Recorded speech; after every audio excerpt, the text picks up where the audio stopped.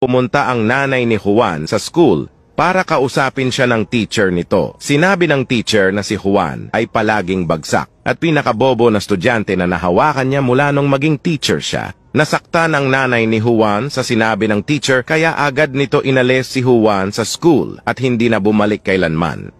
20 years later, nagkaroon ng kakaibang sakit sa puso ang teacher at ang tanging solusyon ay operahan ito ng nag-iisang doktor sa hospital. Ang doktor na ito ang pinakamagaling sa buong hospital. Naging success ang operasyon ng teacher. Unti-unti niyang minulat ang kanyang mata nang makita niya ang isang gwapong doktor. Parang may gusto ito sabihin. Ngunit biglang namutla ang muka nito at biglang namatay. Nagulat ang doktor at nagduda kung bakit nangyari ito. Pagtingin niya sa likod, nakita niya ang kaibigan nating si Juan.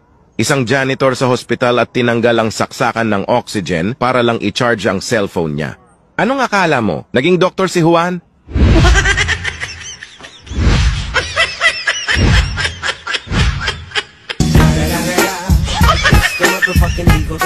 Snoop Dogg.